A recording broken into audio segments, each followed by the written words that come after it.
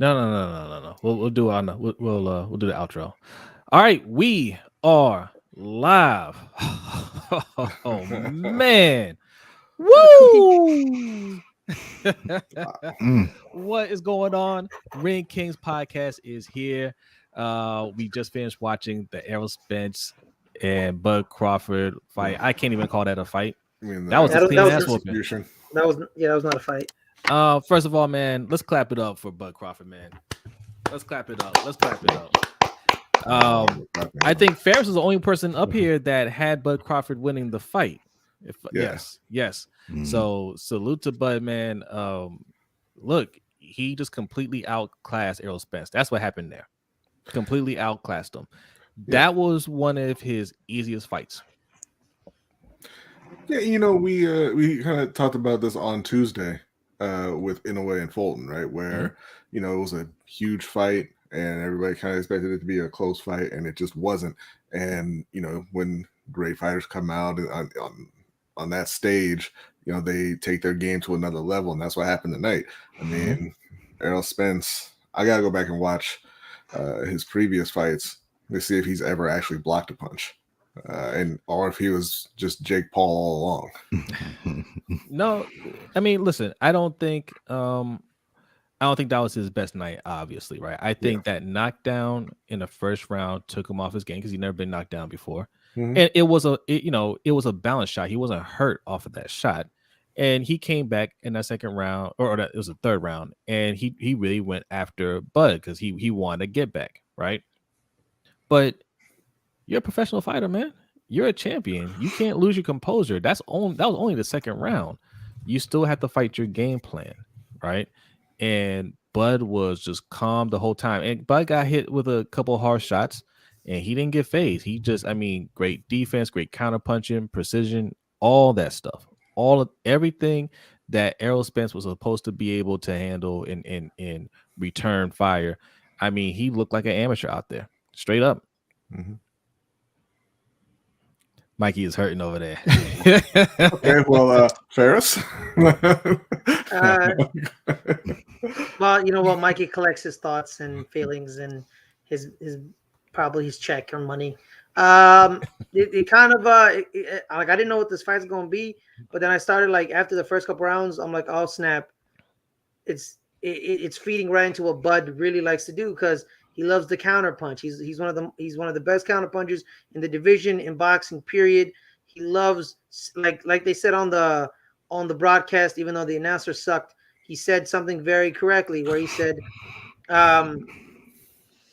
he wants to set a trap.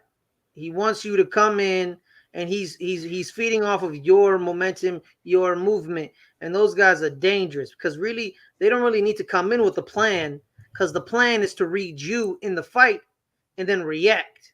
So really, he doesn't really need a plan because the plan is just to watch you. What you move this way, I move that way. You go left, I go right. You come forward, I slide. That's the way Bud Crawford would. It goes to me what he did to Kell Brook. Kell Brook, I use him as the kind of like the correlator because Errol Spence knocked out Kell Brook in 8 rounds. So I said Bud Crawford needs to take him out in faster than 8 rounds. He knocked him out in 4. And he knocked him out in 4 because he picked up on his timing and he counterpunched and took him out. And that's what he did with Errol Spence. He waited, he analyzed, unlike Loma where Loma stayed downloading, Bud downloaded and then attacked. You know what I mean? There ain't no bigger lie in boxing than Loma downloading. Exactly. So that's what happened. And then, he fights longer than he is because, when we were talking about the pound for pound list where I thought, Bud was he had this massive reach over Errol Spence where it was only an inch. Yeah. And I thought he was Errol Spence was extremely young, but he was only a year younger than him. Bud fights longer than his reach. He always seems like he has an 80-inch reach. That's what it seems to me every time I see him fight. It feels like you can't touch him because he's always you can't cut the reach, and it's it's mind blowing. It boggles my mind. He fights longer than he is. Yeah. Mike, what are your thoughts on the fight? A lot of weird stuff happened in this fight, man. First of all, it's a bad week for me. I'm 0-2 this week. Okay. Me too, Mikey. I ain't gonna put that. Just ain't gonna be just on you. It's both of us. I picked Cool Boy Steph as well. But I'll say this. I started to feel and shout out to my man BTG. He texted me before the fight, said he going with Bud. I told him I'm going with Spence, but I'm like, man, I started to feel less confident in that throughout the week, right? But I still was riding with Spence. What was weird about this fight? First of all, like you say, let's give Bud his props. Like Bud looked amazingly sharp, sort of like what we talked about when Devin Haney went over to Australia to win the belts. And before that, we said, look, man, he's got to have a 50-point night in the Garden, right? Bud had a 50-point night. Bud was he was on top of his game. Bud was super sharp, super focused. He never looked to be in trouble at all. So, salute to Bud. Bud was on his game. What was weird to me is Bud looked like the much bigger fighter tonight, which was crazy to me. Because I think Spence is naturally the bigger guy. And Spence just looked slow. Either that or Bud is a lot faster than I even thought, right? But it was I mean, to see him get dominated like that, that's the last thing I expected. I thought they would bang out, thought they would beat each other up. And to be quite honest, I thought Spence the first round, I was like, okay, yeah, this is gonna be a problem because Spence came out with the jab was sharp. But it's look, all praise to Bud. Bud was super sharp tonight. You can't fight better than Bud for tonight. No. Perfect. You put anybody in front of Bud tonight, the way he was fighting, he beat him. And that's anybody probably in history. I mean, Yeah. He landed 60% of his power punches, 50% of his punches overall. He beat Spence, counter punching. He beat Spence going first. Like Big Red just saying in the chat, Spence didn't move at all, right? Like he wasn't moving his head, he wasn't moving side to side. He was coming straight forward and saying, "Oh my God, I can't believe you landed the jab again. Let me walk back in and see if you landed this time." So I mean, he had him completely off his game, and he had no idea what to do. Yeah, he landed 87% of his jabs. Yeah. Let me get a shout out to the chat real quick. We just talked about Big Reg. There he is. Yes, that just happened. Salute to Bazel. Salute. Living legend in the house. What's going on? Thanks for coming through. Our guy Hendo from the Roll Pod. Yes, a straight beat down. Mm-hmm. Hey man, I just want to shout out to Money Making Mitch. Oh, sorry. I'm gonna get to him. I'm gonna shout out to everybody. Trent Hansen, thanks for coming through. Yes, the big goldfish. Spence just lost me money. Oh man, I'm sorry, Trent. Sorry for that. Toxic Gameplay says we don't need a rematch. Spence could lose his life. Fish has been reeled in. Oh man. And there's Money Making Mitch says, I'm a casual boxing fan. Y'all sure that other dude is the second best boxer in the division? Yeah, yes. we were. Yeah. Nobody else is beating him. Yeah, he is. The problem is he just can't be number one because number one whooped his ass tonight. Facts. Yeah, Attitude Pop, what's going on? It says Errol Spence should disappear for a year or two, come back for vengeance because bro looked like he had no dog in him and was just out there unprepared. I wouldn't agree with that. He looked like, he had fight in him. He got beat out of him. Zeke Hagage, what's good, fellas? Great fight. I was going for Crawford, feeling nice. Okay. So look, to address a couple of things, right? First, Attitude Pop. No, he can't take a year off. He has a rematch clause. Both fighters had a rematch clause. It has to be activated soon. So if he wants a rematch, he needs to activate it and make it happen. And him and Derek James better get back in the lab and figure something out because that wasn't him not having dog in him. Like he had dog in him. He was trying to make it a fight. And Bud Crawford was just on another level boxing wise. That's what superior boxing can do. The only thing that Spence can really hope for, because I mean, he did look like he was off his game. Period. Yeah. But the only thing he can hope for is that Spence doesn't put in another godlike performance. Or Crawford, I'm sorry. Because if Crawford fights like that, he cannot beat Crawford. Right. Yeah. Yeah, and my make a Mitch, yes. Errol Spence. If you're a casual fan, yes, Errol Spence is that guy. Same thing we said about in a way and beating Cool Boy stuff. Like he beat he beat a very good opponent in a way, but Yeah. Crawford just beat a great He beat a great great fighter. Right. It made him look bad. He pitched the shutout basically. You know. Well, I mean, Spence got that first round. No, he got the first round. Yeah, that's what I thought. I thought Spence got the first round. Then every other round after that, it was 8-1. Yeah, it was 8-1. A couple of 10-8s in there. I think it was like 3-10-8, 10-7. That was a 10-7. a couple and it was. Then you got the finish in the ninth. He didn't score a lot of points. He didn't. Hey, my bad. I meant to start the stream out this way. Black Pride, baby. We in the building. Yes, we in the building. Hey man, the only problem right now, I ain't got my board on me. That's right. You don't need a board. We good. What's going on? DDSQ says, "What's good, fellas? Crawford look like that new AI." Is there anybody else out there that can challenge Bud? Was thinking Tank, but I think he fights at 135. Yeah, Tank is too small. The next person that's calling both of them out is Boots Ennis. And Thurman was there. And Keith Thurman. Yeah. I don't think either one. Wait, Mike, what you doing, Mike? What you doing, Mike? What's going on, Jared? I mean, I'm only going by what the man said. He man, said, you know what? he said he there. Hey, Mike, I say I'm 5'8" and I'm dating Naomi Campbell. That don't make it true. Jared. He made it look. I think that was one of Bud Crawford's easiest fights. Yeah, man, Naomi Campbell look good. Shout out to you, That's the best Bud has ever looked. Yes. Yeah. And for him to pick that fight to look the best like that, that's a testament to him. Like he showed up, man. That's what the great ones do. They step up, and I mean, he was in the zone. He was just straight focused. Like he knocked Spence down after one of the best punches that Spence landed in the fight. Like immediately after. Yeah, I thought Spence hurt him. I thought Spence hurt him right too. There. Yeah. And Crawford looked like Floyd Mayweather after one of his fights where he went to the strip club and nothing was breaking his face. Look, man, I can't believe he walked over there and made Spence say he appreciated him with his face looking like that.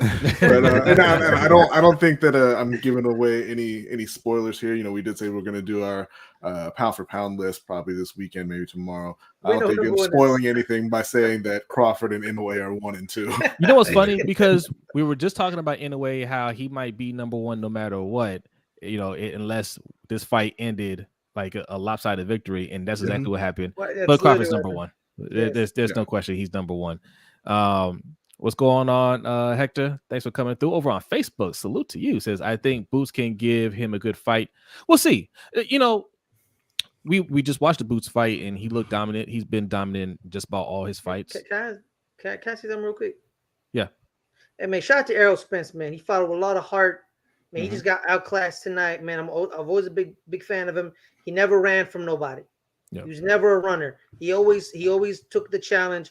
Ugas, Thurman, Danny Garcia, anybody in that division that was willing to fight, he fought. Just tonight he ran into the best in the division. He was just being held hostage by Bob Arum, and then now he's free. And this is what happens when boxers can box. The greats fight the greats, and we know who the great is now. Yeah, absolutely. But to what Hector was saying about Boots. Look, Boots looks really good. He's very skilled, and he's younger. But we got to see him against some real competition, right? Like you haven't even seen him against like tier 2 guys. No. So it would be hard for me, as good as he looks. It'd be hard for me to pick him over Bud Crawford. So like Mikey said earlier, if Crawford fights like that, you can't name somebody who would beat him. Nope. Period. Yeah, and he'll just feed off of Ennis's going forward because Ennis likes to go forward. He'll beat Tyson Fury fighting like that. Right. Salute to Rico, man. Yes, make sure you hit the like button if you're new in here. Hit that subscribe button, man. Appreciate y'all coming through, man. It's almost 1:00 in the morning. Thanks for hanging out with us. And the amount of people are in here, it tells me that this was a big fight. A lot of people watched it, right? So fighters like Crawford, man, they're dangerous, man. They read and react. Yeah. They just read and react, and those fighters are just some nasty SOBs. Man, that's what Floyd did to Pacquiao in their big fight. He just read and react. Oh, you go here, I'm gonna do that. You do this, I'm gonna do that. You do that, I'm gonna do this. And like that was the game plan. The game plan was just to watch you. Mm-hmm. And then whatever you did, I did either the opposite or it's insane. It's insanity, man. I think it's a little deeper than that. You know, he took Spence's game plan away, and Spence is a legit fighter. He's a big time problem in that ring. Yeah. And he took the jab away. His counterpunch, Bud's counterpunching tonight was the best I've seen in a long time. It might be the best I've seen since Floyd. Okay, like it was spot on, super sharp with his counterpunching. Everything Spence threw, he caught something coming back. And you know, typically Spence isn't used to that. Spence is used to being able to get out of the way, or you know, he might take one, but he's coming back with his own. And he's hurting you with that. But I mean, Crawford's jab was strong tonight. Crawford's jab was a power punch tonight. Yeah, the check hook was amazing. Like, listen, that he was on multiple times with that jab. Yes, he was on one tonight. Obviously, I picked Spence. You know, Spence is my guy. I had a lot of respect for Bud, but Bud. Yo, he showed out tonight, and you can't take nothing from that cat. I'm sure somebody will try to, but you can't. You know, and you know, salute to him. I don't know Boots. I think Boots will be a good fight, but I don't know if Boots want to see this Bud right here. Yeah, I think so look, Spence, I feel like he's going to ask for a rematch. Like the competitor in him is going to. He already did in the ring. He said we run it back. Yeah. And salute to Anonymous for okay. I mean, he has to activate it now. He has a rematch clause. He has to be activated now. I think it has to be activated. Is it 30 days? I was saying it don't need to be activated tonight. He should take a minute. Salute to Anonymous for the donation. Says Crawford said he switched his jab up because Spence was going to walk right through it. Well done. Yeah. Also, I should mention if you want to, if you're looking for a super chat type of thing, that's what that pin link is for. Okay, there are two ways you can get a highlighted comment. One is right next to Mikey. That's our Cash App, $ LBHTShow. Also, the pin link that you see in the comment will take you to our stream elements. Both ways. Leave your donation, leave your comment, and you get the animation right over here. Okay. Chris White, appreciate you, bro. Oh yeah, salute to you. Thank you, Chris.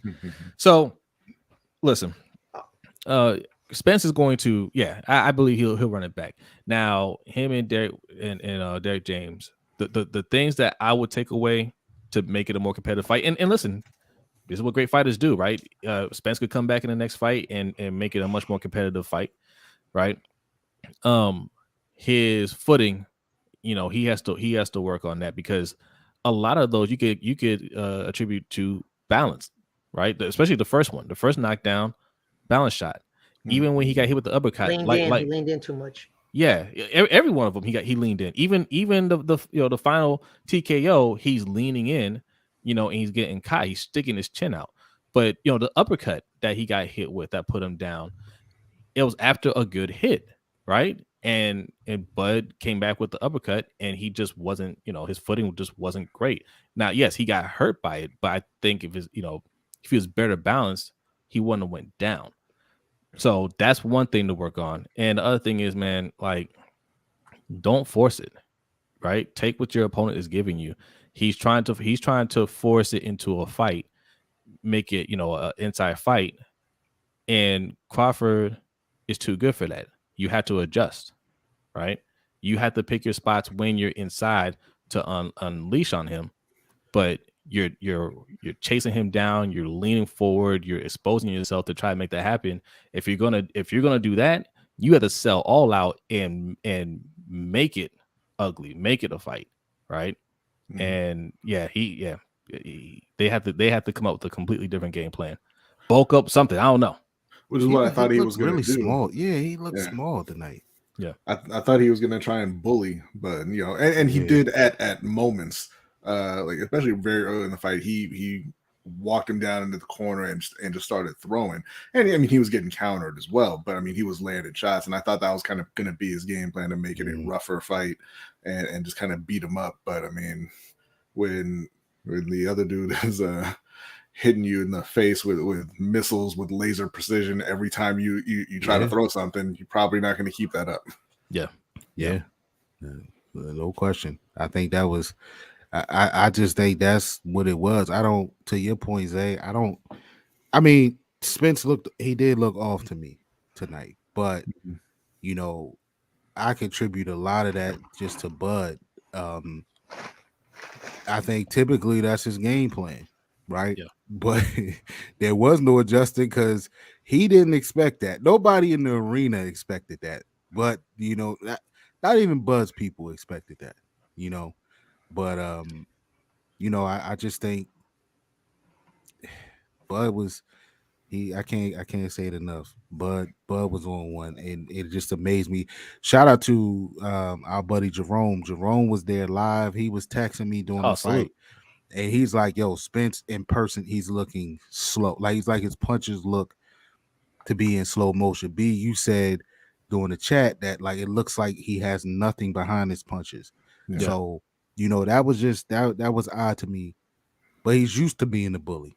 And he got inside, but like you said, B, when somebody is shooting back, and every time they shoot back, they hitting you, it's just it's nothing you could do. That was Steph Curry in a championship game where he can't miss a three.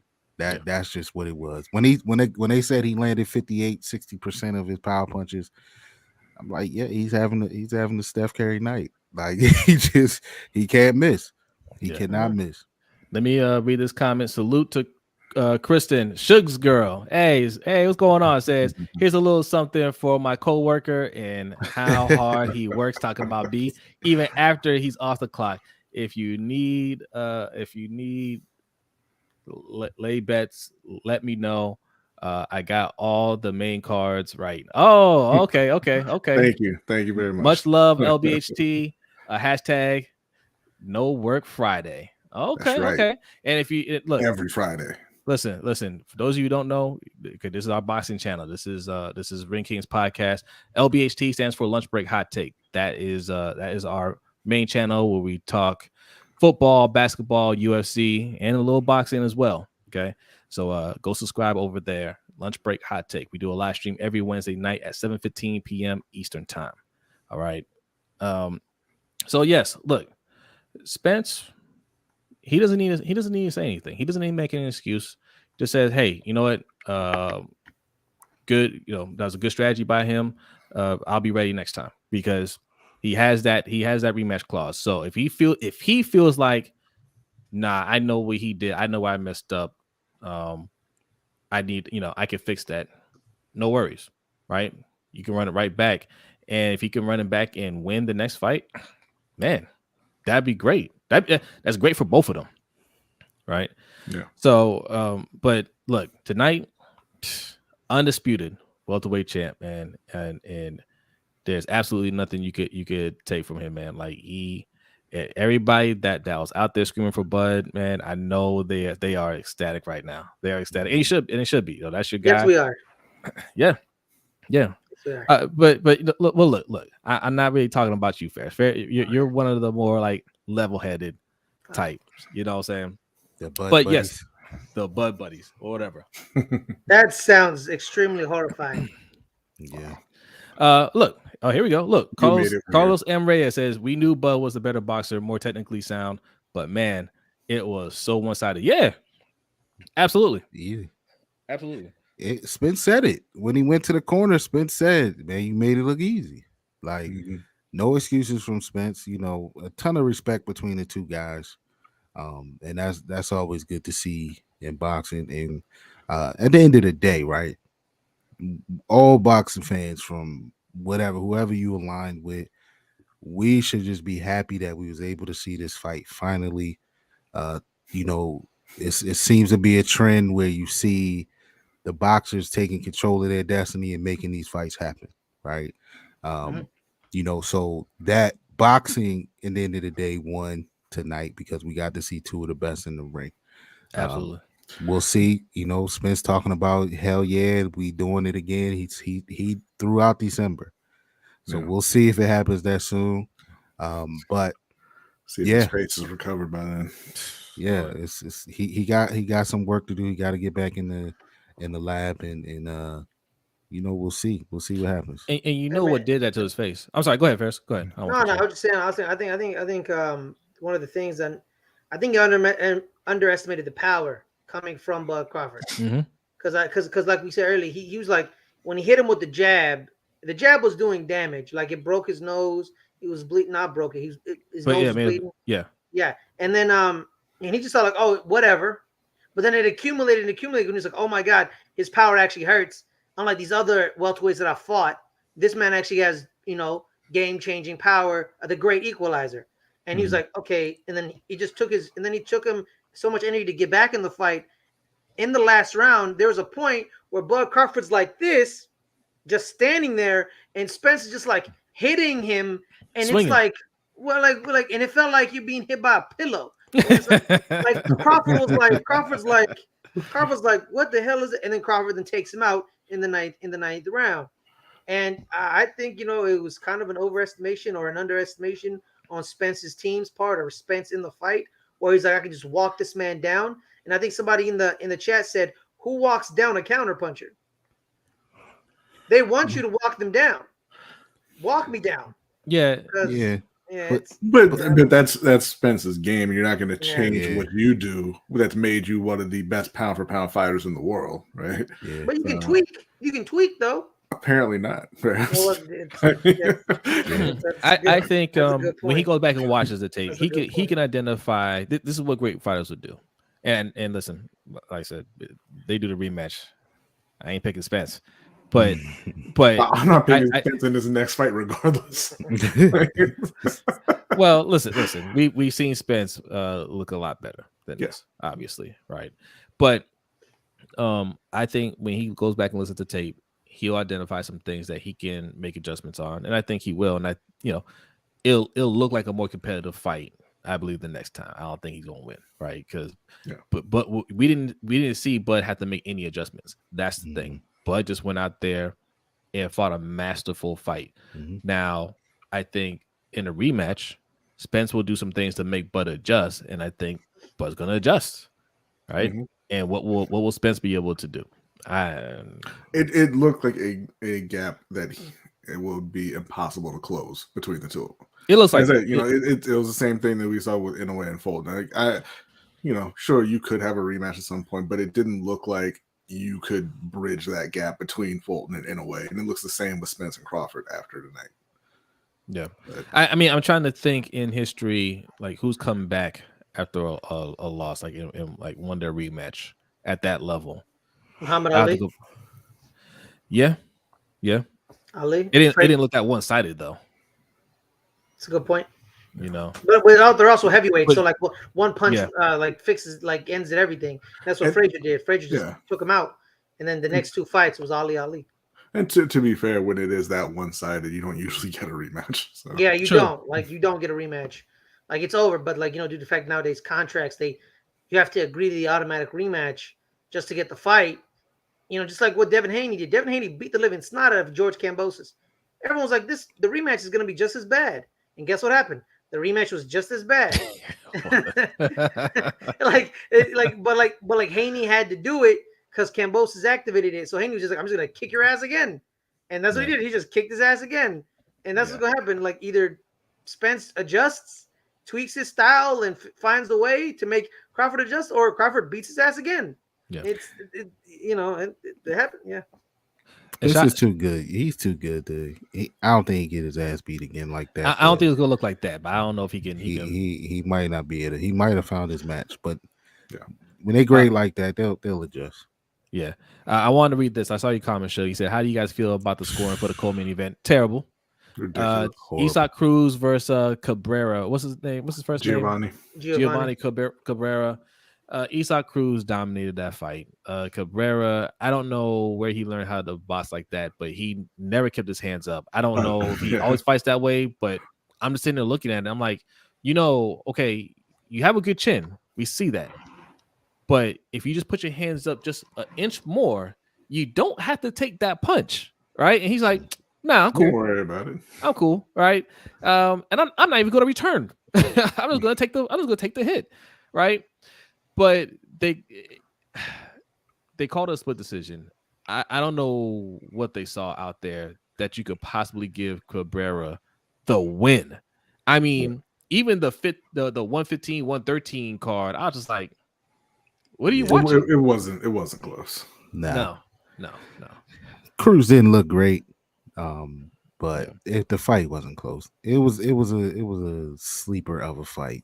Yeah, but yeah, it wasn't close at all.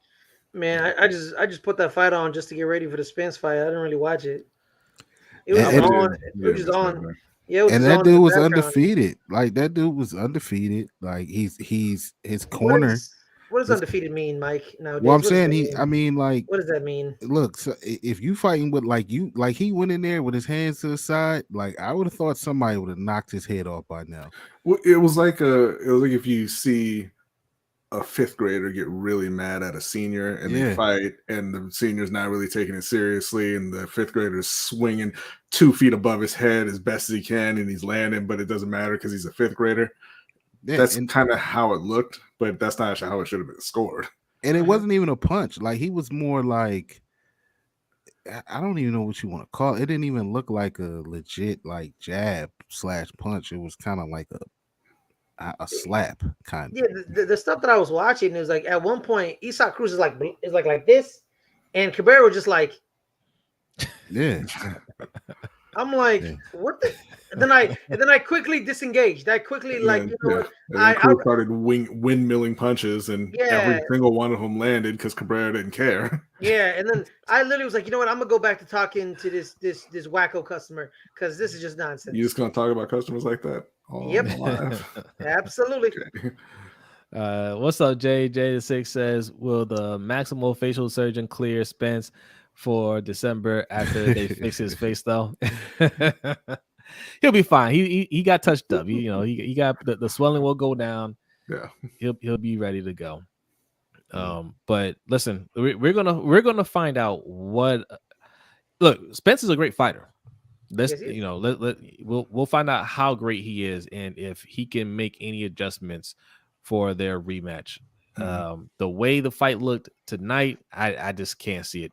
Had he been able to do anything out there, I would have said, okay, he can make the adjustments. But the way Bud looked relaxed, he looked focused, and he just, anything that Spence tried to throw, and he made him look like an amateur. Mm-hmm. At the very end, I get, there's desperation at that point, right? You don't have much time left. Been knocked down 3 times, and you're trying to wail away at this man, but his defense is just like you're not getting to him, and it's you don't have anything. You can't even back him down or anything. I don't know how you change that for the next fight, but listen, Spence got the best trainer in the sport, right? I know Bud fans are gonna say it's Bomac. I still say Derek James is still the best trainer. If best trainer or one of the best trainers, if anybody's gonna figure it out, it's gonna be him. Big fan of Sugar Hill Stewart. Yeah, I like Sugar Hill. Yeah. Wait, no, sorry, Emmanuel Stewart. No, Sugar Hill. The Sugar Hill. That's Emmanuel. That was Emmanuel. That's Emmanuel's son. Emmanuel passed. Yeah. Yes. Yeah. My bad. Yeah. Let's see here. Carlos wants to know who wins, Ryan Garcia or Isak Cruz. I would go with Ryan. Yeah, I think I'll take Ryan. Because last year you asked us, we wouldn't have picked Ryan Garcia. No. But Cruz doesn't have that one punch power, and I don't think he'd be able to. It wouldn't look like the Cabrera fight. He wouldn't land that many against Ryan. So I think Ryan would outbox him. Also, too, man, Isak Cruz can't beat a man who broke his hand in the middle of a fight. So Ryan Garcia fully healthy. Well, that's a fact. Like I like Tank, but like a boxer with a broken hand, tend not to win those fights. That's It a happens, supreme. man. That's a supreme boxer, though. Yeah, he's a supreme boxer, but like, still, you couldn't make it closer. No. Well, a lot You of know what people I mean? thought it was a good fight. A lot of people thought he I did too, but like, I didn't think it was close at all. But a lot of people calling for that fight again. I didn't. I'm not, because you couldn't beat a man with one hand. So like, I don't want to see that fight when the man is fully healthy, when he knocks you the hell out. Like, I'm sorry, I don't want to see that. Him and Garcia would be a good fight. I don't though. know why I I keep wouldn't doing mind this. seeing I don't know why I keep doing that. that. I'm just shrugging, I guess. I wouldn't mind seeing that. Let's see. What's up, Raheem? He says Tank knocks out Inoue. I don't think that fight happens. And yes, he would kill Inoue. The weight discrepancy is just so massive. I don't think it's a foregone conclusion that he knocks him out, but that fight's not gonna happen. He's too big. Yeah. I think it is. It's I think he knocks him out clean. I think he would knock him out clean. Yes, he obviously Inoue's powerful, but moving up to fight somebody like Tank. I think it's a Leo Santa Cruz situation. That's what I think too. Because Santa Cruz went up to face Tank, and was like, "Yeah, I got this." And then that's exactly why. And then Santa Cruz looked good. He looked like he could died. take it for most of the fight until he couldn't take it. Yeah, and then that uppercut from hell. Yeah, I don't think he can land a punch like that in a way. I think he absolutely could. I think he absolutely could, because in a way, look, obviously Inoue's skilled. He's really fast. He's really fast. But look how he was fighting in that Fulton fight. Like, yes, Fulton, he gave Fulton all kinds of problems, but he left himself open a lot. Fulton didn't really take advantage of it because Fulton was too much on, it was too much on the defensive mindset. Tank, you put your body out there like that against Tank, you're going to sleep. You get hit the way Fulton hit him. I can't remember which round it was. He's going to sleep. And I don't think he knocks him out with one shot, because that's what we're talking about with Fulton. He hit him with one shot. It was a 1-2. He hit him with one straight right. He's not going to sleep off of that. Not a dude who broke his orbital bone and still went on to win the fight. He got his orbital bone broken by a much smaller fighter. It was still broken. It doesn't matter who broke it. I mean, he didn't go out breaking his face. He's not going to go down on one shot from Tank. I think that's a different one shot. Also, too, I know. But I'm not saying he's not tough. I'm saying he will get caught with a punch. I mean, when you go to sleep, you go to sleep. I don't care how tough you are. Right? Also, too, Cruz is tough.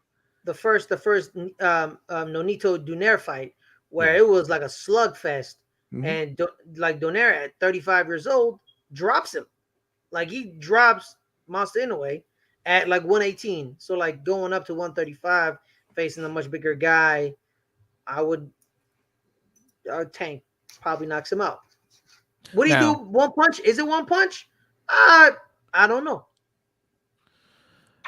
But listen, no. But B's right. The fight's not going to happen. It's never happening. Because by the time he's ready to go to 135, Tank is going to be done at 135. He'll move up to 140. I just don't think. I don't think that'll happen.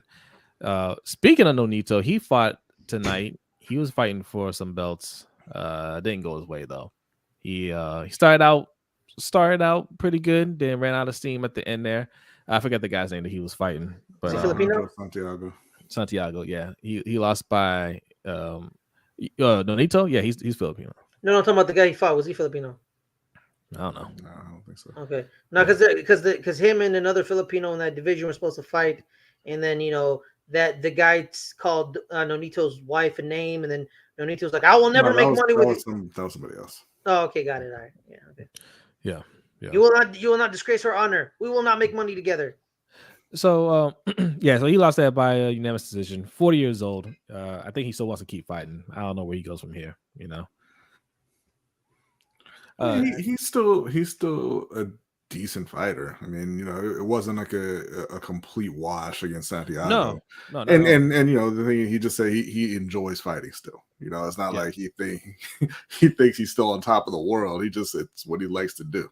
Yeah, I like getting punched in the face. Yeah, I think he likes the punching part more. But yeah, Chris says Derek James was slacking bad. I don't think Derek James was slacking. I think that was just on Spence, right? Spence was just too slow. I don't think he followed the game plan. That couldn't have been the game plan. I think from the time he got knocked down in that second round, Spence is that type of person. You put me down, I won't put you down, and he was just chasing it too much instead of sticking to the game plan. He should have just looked at that and said, all right, that's a balance shot. No big deal. It's second round. Let me just go out there and just fight my fight and not try to force anything, Or if you're going to force it, you have to really impose yourself, really put him in a place where he has to kind of break character a little bit, but you never did that. He was just way too comfortable out there. He wants to know who you think Tank fights next. His team is looking for big money fights. There's talk out there that he's trying to set up a fight with Chris Colbert. I don't like that fight. I know Haney has set up a fight with Progress. Yeah, Regis Progress. So it won't be Haney. You have Shakur. You can fight. You got Lomachenko. I mean, it's going to be hard setting up those fights with top ranked fighters. I know because Bob Arum and Al Heyman don't really like doing business together. But those are possible fights. Yeah. But I don't think that they Bob hates Floyd. I don't think they look at those fights right now. Like we talked about earlier, with Haney kind of dropping those belts, I think there's going to be a rush for the federations to set up title fights so that they can set up unification fights. So I mean, Tank and Colbert, he hasn't dropped them yet. Oh yeah. Speaking of, hey man, can we talk about how like Regis just hangs around, like no one talks about the guy, and he's just like there, and then it's like he's done anything yet. Yeah, I mean, he's just like I always hear this man's name. I still don't know how to say it properly. Who is he? Like, who is this man? He's a champion. He has one of the belts at super lightweight or whatever. Junior welterweight. Hey man, what does that mean nowadays? Is he the super lightweight continental division 3 lightweight champ? What is that? He got one of the main belts. Got one of the main belts. Okay, he got a real belt. Got a real belt, not that regular shit that.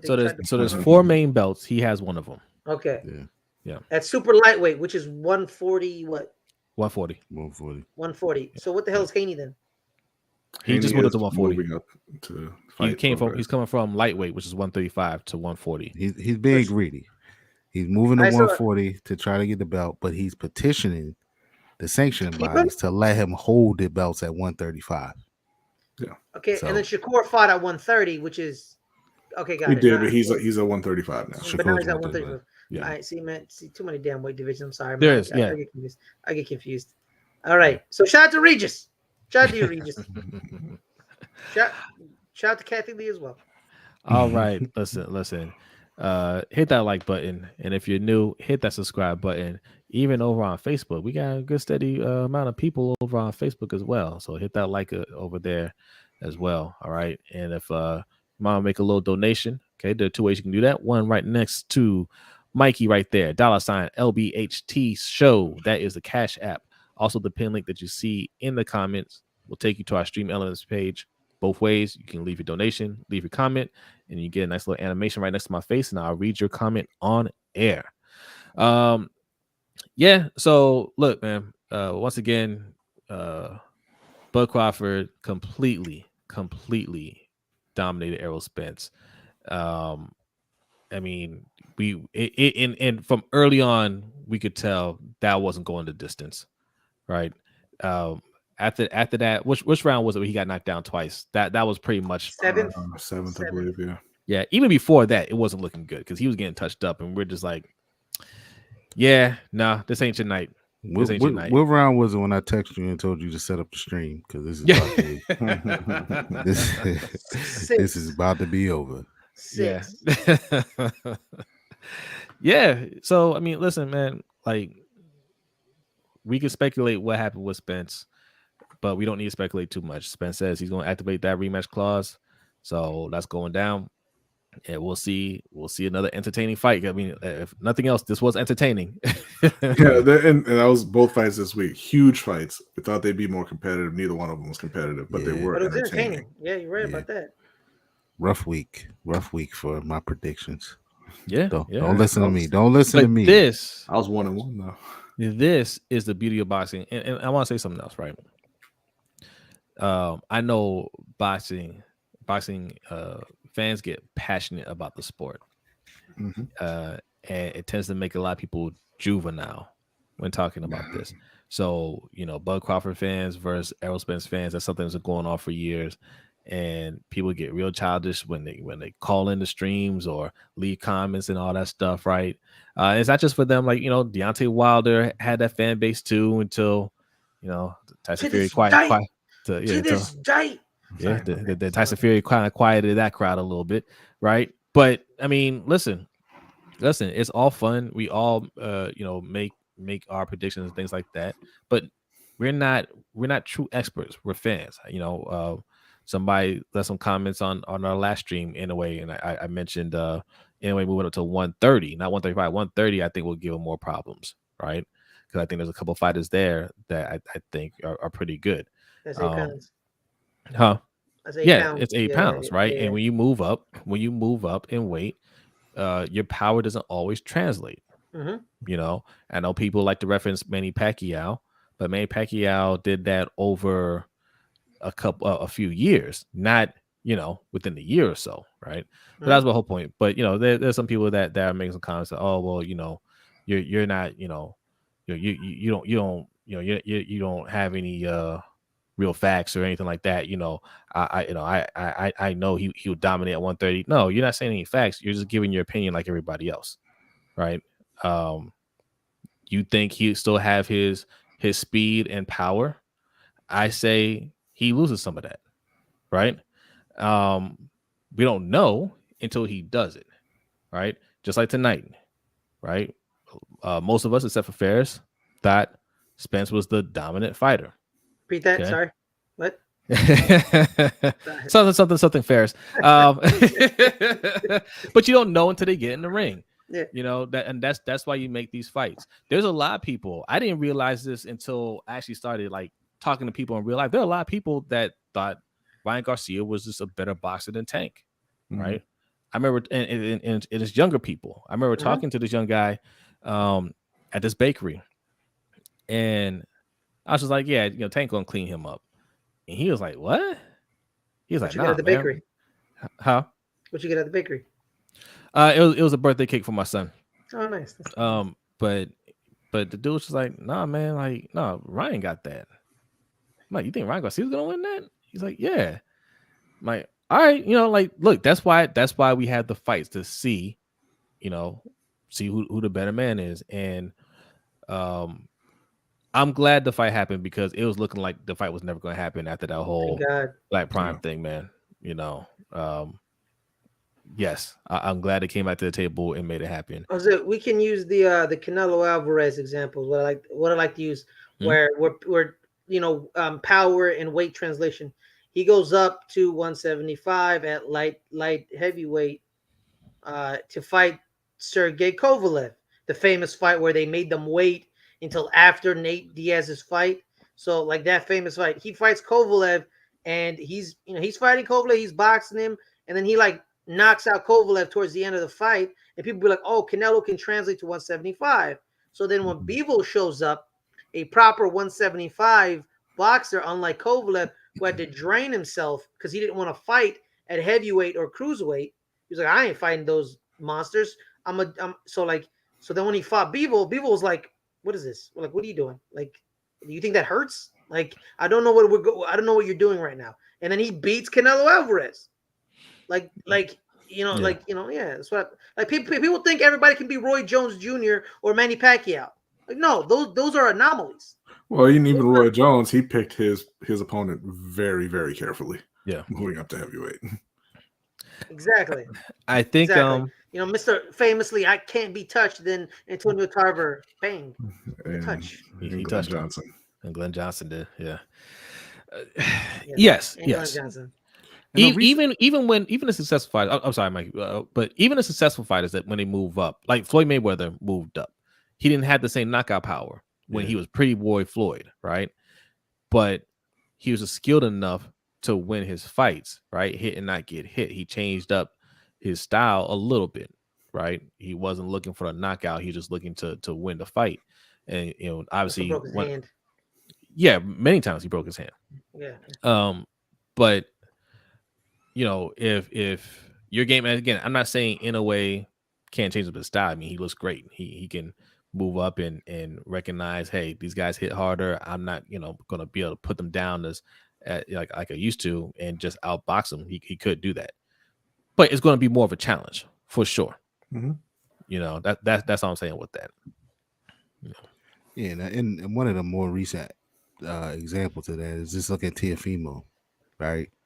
Teofimo, his power at 130, 135 didn't quite translate to 140, right? So it's not to say he can't get it, but he went into that first fight at 140 expecting to knock dude out. He had a little trouble, right? Then his second fight, he had a little trouble, but sometimes it doesn't. I mean, I hate the Manny Pacquiao comparison, even though that's who in a way is going to be compared to. Mm-hmm. But like you said, Ferris, these guys are Hall of Fame guys. Like it just doesn't happen all the time. So, yeah, I saw the comment. I just, when people talk like that, I brush by it. You can tell the people that know what they're talking about and the ones that don't. So, but we thank you for tuning in. We appreciate Absolutely. it. Absolutely. Also too, if he like Mike, I'm with you on the Manny Pacquiao. Like that's a bad example because he started boxing at 108 pounds. Yeah. At 16, 18 years old. So like, of course, he's gonna gain weight as he matures and grows up physically. He goes from 108 to like 112, 118, 122, and it's just like he boxed in so many divisions because he started boxing at 108 and he capped at 147. A lot of beef for Yeah, that guy. yeah, it wasn't like he had to like bulk up. Like, nah, he literally just grew up. He just grew up. That's all he did was grow up. And that's the thing that'd be like he won a title in like 8 weight divisions. He literally just grew up. Well, that's similar with in a way as well. Like he started at 19 at 108, and now he's at 122. So I think he would still be able to move up. But I mean, Pacquiao had a different thing going on, which helped him get to 154 and keep that power. That's where he ultimately ended up. 154. What's that different thing? I don't know, but I don't think Inoue is doing those kind of things. I don't know, but I don't think so. Wait, so you wouldn't expect him to be. We're not insinuating anything, Ferris. So we wouldn't expect him to be able to just continuously move up and fight top guys. I think if he did end up at 135 and fought Tank, I think that he can take a punch. I think he's a good enough boxer to avoid getting knocked out. Whether or not he'd be able to hurt Tank is an entirely different thing. I think he'd be the faster guy in the ring, both foot speed and hand speed, but that is not necessarily going to translate into being able to win if you can't hurt the other guy at all, right? And who knows if the power follows him up that high. I think if he moved up 13 pounds, he wouldn't be the faster guy. I think he would. I mean, he's an incredibly fast guy now. I mean, I don't know that just moving up in weight would just make him slower than a guy who's already there. Like I mean, I don't know if you saw the clip because Fulton is a very fast guy, and he jabbed Fulton in the body, and Fulton saw it coming and countered with the right, and he was able to move out of the way of the right and hit him and go back in and hit him with a left hook before Fulton got his hand back. Like he has freakish speed, not just, hey, I'm a fast guy. So I think that he would still be he would retain that moving up. It's a question of whether the power goes up with him. I don't think. Look, you put on weight, you're not gonna. I don't think you're not gonna retain all your speed. You're gonna lose a little bit. How much he loses, I don't know. But Tank is a quick fighter. Yeah, right? But he's not as fast as Inoue. That's what I'm saying. So even if he slows down a bit, I think he's still the faster guy, particularly with his foot speed. I think what people got to realize too, moving up in weight. So in a way, moving up that much, right? People think it's just as easy as putting on the weight, right? Some people are looking at it, oh man, it's 8 to 10, 13 pounds, whatever it is, right? But those guys typically come in those fights as the smaller guy, right? Even though they are fighting at 135, it's not a natural weight for them, right? So they're going to come in as the smaller guy. These guys rehydrate up to bigger size, to more weight. Tank, who fights at 135, he's going to rehydrate to a much bigger size. In a way, it's only going to rehydrate to a certain Not if he point. gives him that rehydration clause. Okay. Well, look, take the A side. He not putting himself on the rehydration ground. So it's just, I mean, it's a lot of factors into these guys putting on weight. Just like this, people talk about Haney. Oh man, he talk about he can't make 140 anymore, and it's only 5 pounds. Like, people say it's only 5 pounds, but like it's a big difference in boxing, right? So it's just, it's just not as easy as them putting on 8 pounds or 10, whatever it is. Like, Well, yeah, we nobody had said a the Tank isn't fast, man. Like, what? When he says Tank's a different animal, Tank knocking everything healthy. Tank has hand speed too. Did you see that Ryan fight? Yeah. No.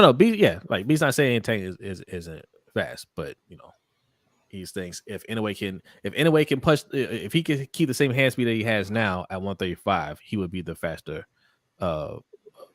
fighter. I just don't think he would keep that speed. Yeah. Also, to Mike about losing weight. It happened in the UFC fight, the UFC event that happened tonight. One of the fights was canceled because homie couldn't lose 4 more pounds. Yeah, he couldn't do it. He just couldn't do it. Yeah. He just couldn't do it. Like, he was losing the weight, and he reached 174, and that was it. That was it. The body said, "Yo, we're done, bro. We're done. Yeah. Like, this is where we at, and you can't go to 170 no more. We're done with this. You've been doing this for years. We're done." The body, when the body tells you to stop it, stop it. And I think we seen an example of that tonight. Like, Errol has been saying for the longest time that he doesn't want to be at 147. So he even said, like, I hope the rematch is at 154, right? That's where he wants to go. These guys get to a point, like you said, Ferris, where their bodies just won't allow it. They have to drain themselves severely to make weight for these fights. And I think you're going to see that with Haney. I think that's why he wants to move up. He campaigns at 135, but they say that's tough for him. It's different. That 5 to 8 pounds is different in boxing, man. It seems little, but that's a lot of weight when it comes to stepping in the boxing ring. So I don't know, man. Maybe Inoue dares to be great. Maybe he jumps up maybe he does what Charlo's gonna do. Maybe he jumps up a couple weight classes if he really wants Tank. I think it'll be a mistake. Yeah, but maybe he does it. I think so, and I don't think he needs it. Right? Yeah. Like, he's dominating where he's at. He moves up even to 130 and wins there. Like, his legacy is solidified. He doesn't need to fight with Tank. It'd be great for his money. Well, I'm about to say it'd be great for his pockets for sure. He want the money and the fame, and that's, we talked about this on that stream, right? And I think there was a comment left about that, us saying that he needs to come over here to fight, right? To become our point is for him to become a household name. There's how many people said to us, "Who is this guy?" Nobody knew about him because they don't see him. Right? Why are you fighting on a Tuesday? Why? Well, that's because that's in Japan. That's what they do. That's what they do. So and he has to come over here. Like, if he's going to be, and I'm sure he wants to be a household name. He wants to be a crossover star, and in order to do that, he's gonna have to fight here, and that could be his motivation for saying he wants, if that's what he's saying, for saying he wants somebody like Tank. But well, he actually has fought in America. Yeah, I think it was. Yeah. He killed Jason Maloney. Yeah. So figuratively speaking, he didn't actually kill him. Yeah, Jason's okay. So fans, like, the comment that Mike is talking about, somebody left a comment because we talked about how he's going to have to do more fights over here if he wants to be a bigger name, and somebody's just like, oh, why does he need to do that? He sold out the arena. Tokyo Dome. Yeah, however many that holds, whatever. That's great, right? Yeah, we know he's a hometown guy. He's going to sell out there. But if you want to be a household name, you gotta do more than Come in. Yeah. just Japan. And if you want these big fights with Tank and you think you're gonna get any kind of significant money, you have to show that you can sell pay-per-views, right? How many pay-per-views has he done? None. Zero. He's And zero. I can promise you, It's all I on don't, ESPN Plus. I don't know Tank like that. Okay, but I can promise you, I feel confident saying he ain't fighting on no Tuesday morning here.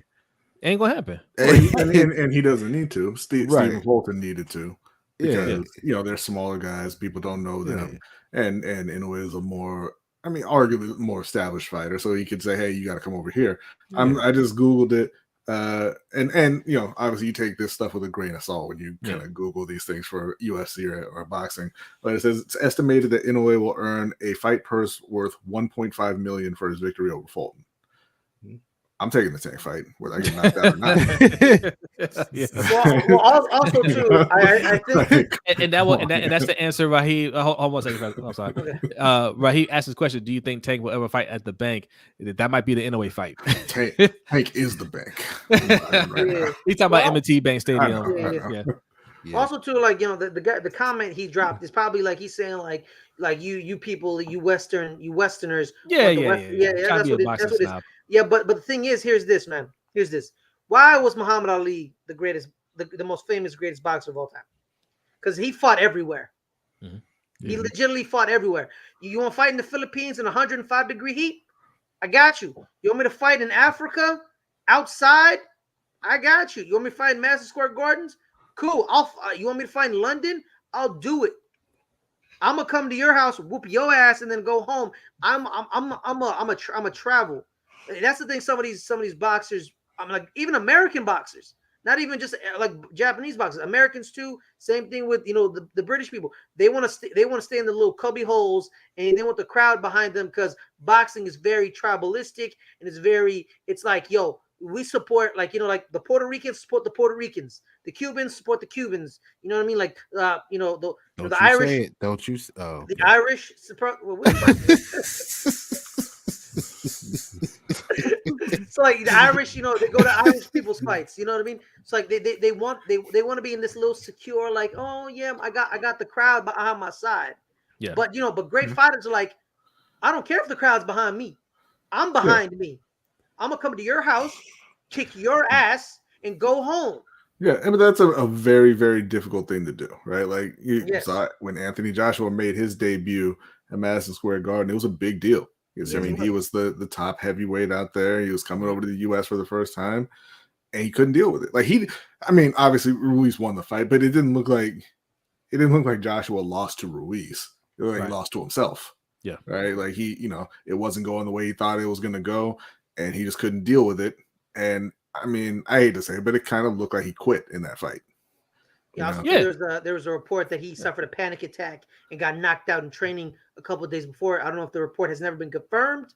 It was a report out there, it's never been confirmed. So there was that aspect to it. He could have been suffering from, a post panic attack thing. You know what I mean? So there's probably that because of all the, he's coming to a new market. He wants to be the new top dog in the heavyweight division. Brodny hit on all the points, man. He put on all the points. So yeah, man. Like I'm like Inoue needs to fight outside of Japan. I agree with that. But like if he wants to fight in Japan for the rest of his life, cool, whatever, bro.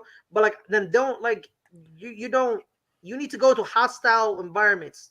And boxing gets hostile sometimes. You go into like Devin Haney was like, you want me to fight you in Australia? I'll fight you in Australia and I'll kick your ass. Yeah. He went into Australia and he kicked his ass. Yeah. And then he's like, now you coming to my house. I'm gonna kick your ass again. It's like you said, he can fight. He can fight at home if he wants to continue to do that. The problem is, like, if you are calling names like Tank and let's say Shakur, even Lomachenko, right? Mm-hmm. You're not going to; those guys aren't going to come to you all the time. No, I think Loma might. Loma got 3 losses in 19 fights. Loma might. Better not say no. If the check is right. Loma fight you in the front yard if the check is right. But this is the thing, right? Even deeper. I think that's a loss for Top Rank, right? You have two of your top fighters fighting on a Tuesday at 8 o'clock in the morning here. Like you lose that way. Fulton is Showtime. No, I'm saying if Loma, if he Oh, and Loma okay, were to fight. yeah, you're right. You're You right. ain't had to lean in to try and tell me it was wrong. No, sorry, man. I was. Speaking of top rank my taking ankle L's, scratchy. speaking of top rank taking L's, Bud Crawford beating Errol Spence Yeah. the way he beat him down while not being with top rank. That's a major L for Bob Arum. And this is exactly why I've been saying, like, the way they handle black fighters over there, I don't like it. All their fighters, to be honest, right? What fighter over there sells pay-per-views? No one. They're all on the ESPN Plus. Right. And they're popular fighters, but even when they put them on pay-per-views, the pay-per-views don't do that well. That is, I think, there's a problem with their model, how they put on fights over there, right? Yeah, it's on ESPN Plus, and for whatever reason, I don't think they do a good enough job promoting the fights. They don't set up all the fights. Bud Crawford and Errol Spence should have happened a while ago, and had Bob Arum made the fight happen, and he admitted he couldn't get the fight done. It's not that he couldn't; he didn't want to get the fight done. Yeah. Had he done that, that'd be a major win. That'd be a major win for you. And to say, oh, well, nobody wants to see him fight, or he doesn't sell and all that stuff, that's weak, man. You're a promoter, right? So now Bud's getting all the love, he's getting all the publicity, and this is the biggest he's ever been, right? This is the most popular. Like, his name's gonna tomorrow. You're gonna hear about Bud Crawford. If you didn't know about him before, you're gonna hear about Bud Crawford, and it's because of him, Errol Spence, Al Heyman, right? And Top Rank's got nothing to do with that, right? That sends a message to these other top rank fighters coming up. Man, maybe Bob Arum ain't the way to go. And the only fighter that Bob Arum has ever had like a good relation with, if their last name is Ali. Or Walsh. Yeah, Walsh. And to your point, Zay, you bring up a good point too. Mike, Jose, did y'all know Nico Ali Walsh was Muhammad Ali's grandson? What? I thought I heard something like that. Yeah, that's crazy. I hope it doesn't get out. I hope he can just go about his career, and keep that under wraps. I hope he never wears the same boxing trunks as his grandpa. He creates his own individual persona in life. Fucking moron. But to your point, though, Zay, this is something we talked about it too about Bud. Bud was going back to all of the drama with Arum, right? Arum was saying he wasn't a household name, he wasn't a draw, and we agreed, right? Bud was lacking that, and this was it. This was his signature win, to make him. Listen to what I'm saying, people. Bud buddies and fans. Listen, you gotta stop saying it. Yeah, that's crazy, dog. Look, I can't believe they call themselves that. They call themselves. I don't think they call themselves that. I think Spence fans call them that. Yeah. Okay. So this is the thing. Like, whether you believe it or not, Bud was not a household name. Yeah. So to speak, right? Mm-hmm. But this is gonna do it. Like, this is. Lord knows how many people watch this fight, right? And that's my next question for y'all. What are we expecting these numbers to look like? But I think they're gonna be big. He will be all over He will be all over TV now. He's gonna be all over ESPN. He's gonna be, and this is what he needed, right? And this will shut up Arum, like you said. He did it, and then he made 7-8 figures doing it, right? So all of this stuff that Arum said couldn't happen, and he would lose money on this type of fight. These guys proved him wrong. But this was Bud. This was not only a signature moment for Bud, but this is the moment that's going to thrust him. It's going to now make him a household name. Now Bud is the A side. Bud is the guy. You gotta meet Bud's terms, and you will see the casual fans now latch on to Bud, the ones that didn't quite know who he was. So this was good for Bud and his team. Just in time to retire. Right. Also too, man, like he has a great story to promote. Like, you know what I mean? Like there was the first time I ever watched Bud Crawford fight. It was against one of the Benavidez brothers. I think it was the younger one where he beat him up. And there was a little package they played where they're talking to his mom, and his mom was like, "Yeah, you know what I did? He came back to the house. I put his ass right back on that front yard, and I told all the neighborhood kids, who can kick my son's ass? Y'all kick his ass, I'll give y'all $10." And he whooped everybody in the neighborhood. That's a great story to tell.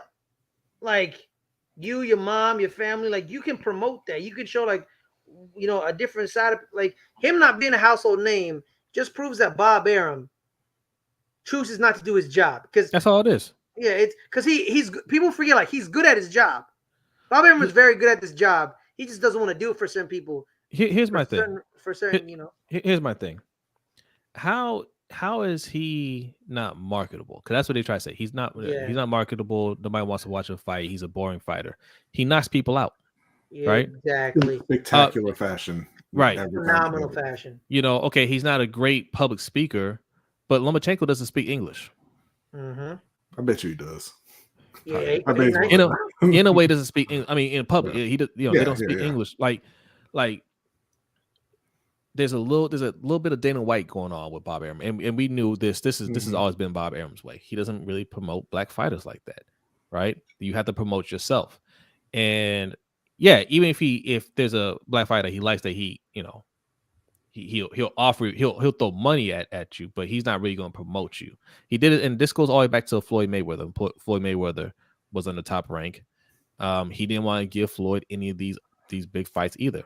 Floyd had to buy himself out and make these fights happen on his own, right?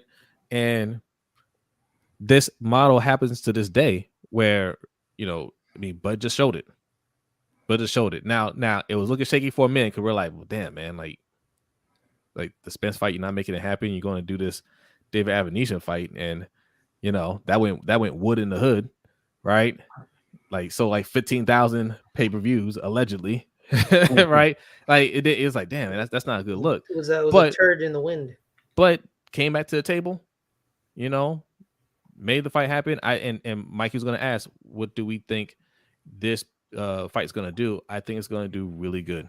If I had to put a number, I don't think it's going to do the 1 million pay-per-views that Tank and Garcia did. I'm gonna say like 600.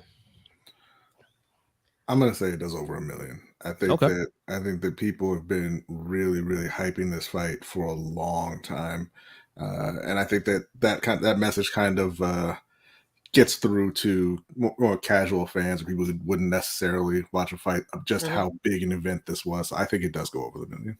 Yeah, I think so too. I think it's not just America that buys these fights. So yeah, I think it snatches a mill. I think it does. Okay. Yeah. You know what? I think it does slightly under. Let me hedge my bets. Let me go 900. Let me go 900. Man, that's being scared. Just say 1 million. Don't be fine. $1 million. Okay, $1 million. I'll say $9.99. Yeah, I mean, price is right. $1. I'm gonna say 6 to 7 figures. Yeah. All right, we're gonna wrap this up in a minute, $3, man. Raheem says Tank got the streets. Tank got the streets, and hip hop community, they are coming out to support Tank. He sells out anywhere in the States. Tank is the A side. He tells the opponents where they're going to fight. That's a fact. Everybody knows. Is there somebody in the chat that I'm not seeing that he's arguing with? No, he's not. No, I don't think he's arguing. I think he's just kind of trying to hold the point. Yeah. But no, absolutely. Look, like you said, Bud is number 1 pound for pound fighter in the world right now, coming off of that performance. I mean, unbelievable performance. But outside of obviously Fury, who's 1 to 2 fights away from the end, and Canelo, who's losing some of that shine, Tank is the guy, the face in boxing. So what Tank says kind of goes. I'm gonna throw a question out there. Don't answer it because we're going to put out our pound for pound list here soon. Right? Don't answer, Ferris. Fight the urge. Okay. After losing the way he lost, where does Errol Spence end up on the pound for pound list? Oh, all right. Something to think about. You know, ask that to the chat. Where does he end up? Because he lost to the clear number 1, right? You know, you got to factor that in. He didn't just lose to any Joe Schmo. And I will put this out there. I'll remind people that Canelo was still on people's top 10 pound for pound list after getting thoroughly whooped by Dimitri Bivol. The only difference between the Bivol fight and this fight is the ref didn't jump in and say, "Okay, we've seen enough." Right? That's really the only difference. But had the ref jumped in at any time and said, "All right, man, we I've seen enough here. There's nothing to see here." I would have had a problem with it. Bivol thoroughly whooped Canelo Alvarez, and he was still on the list. So I'm curious. I'm not trying to sway your opinion in any way, but I'm curious. After the way Spence got beat down, and it was a thorough beat down, where do you have him on your pound for pound list, or do you take him off the pound for pound list? I'll just say this: I don't think you can take him off of one fight, regardless of how bad it was. Yeah. Yeah. We'll see where it's going to be like Price is Right with the yodeling man. We'll see how far he falls when you get to the edge of that cliff. All right, we're going to get out of here, folks. It is 1:45 a.m. If you're still here, and I still see people in here, hit that like button on your way out. And if you are new, hit the subscribe button. Same goes for the people that are watching the replay. Listen, if you weren't able to join us for the live stream, you meant to stay up and watch us, and you're just like, man, I just fell asleep. It's late, right? And you want to be a part of it. That's what the replay is for. And you can still donate to the show, okay? $ LBHTShow. That's the Cash App right there in the corner next to Mikey. Also, the pin link won't be there for the replay, but I think it's in the description. Okay, that'll take you to our Stream Elements page. Either way, leave a donation, leave a comment, and if you do, we can either we'll mention it on the next show. That's what we'll do. If any donations made after the stream is ending, we will read it on the next show. Same goes to our audio listeners, because we are also on audio podcast form. This will go out the next day.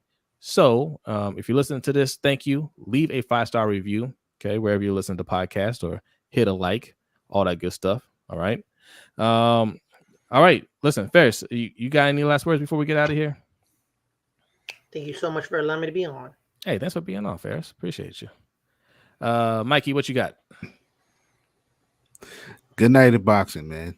Good week of boxing. Let's hope we keep it up. We got some more good fights coming up. So salute the boxing, a win for boxing tonight.